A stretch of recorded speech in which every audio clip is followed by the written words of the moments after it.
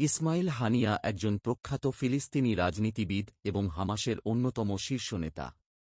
Hamas ফিলিস্তিনের গাজা উপত্যকা ও পশ্চিম তীরে সক্রিয় একটি ইসলামী প্রতিরোধ আন্দোলন এবং রাজনৈতিক দল, যা ইসরায়েলের বিরুদ্ধে প্রতিরোধ ও ফিলিস্তিনিদের অধিকার রক্ষার জন্য কাজ করে। ইসমাইল আবদুল্লাহ হানিয়া 1963 সালের 2 জানুয়ারি গাজা উপত্যকায় জন্মগ্রহণ করেন। তার পরিবার 1948 সালে ইসরায়েলি রাষ্ট্র প্রতিষ্ঠার সময় ফিলিস্তিনি ভূখণ্ড থেকে বিতাড়িত হয়েছিল। তিনি গাজা ইসলামী বিশ্ববিদ্যালয় থেকে 1987 সালে আরবি সাহিত্য বিষয়ে স্নাতক ডিগ্রি অর্জন করেন। রাজনৈতিক ইতিহাস।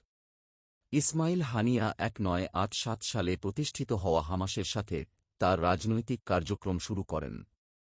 হামাসের প্রতিষ্ঠাতা শেখ আহমেদ ইয়াসিনের সাথে তার ঘনিষ্ঠ সম্পর্ক ছিল এবং তিনি হামাসের প্রধান রাজনৈতিক ব্যুরোর একজন সদস্য হন। 2006 সালের ফিলিস্তিনি সংসদ নির্বাচনে হামাস বড় জয় লাভ করলে হানিয়াকে প্রধানমন্ত্রী হিসেবে মনোনীত করা হয়।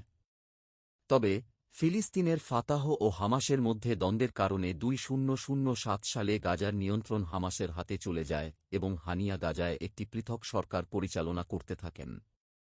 2017 সালে তিনি হামাসের রাজনৈতিক ব্যুরোর প্রধান হিসেবে নির্বাচিত হন। রাজনৈতিক কৌশল।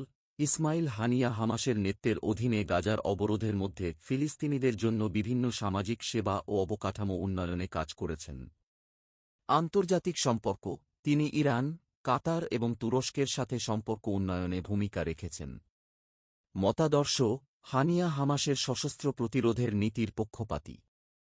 ইসমাইল হানিয়া একজন প্রখ্যাত ফিলিস্তিনি রাজনীতিবিদ এবং হামাসের অন্যতম শীর্ষ নেতা।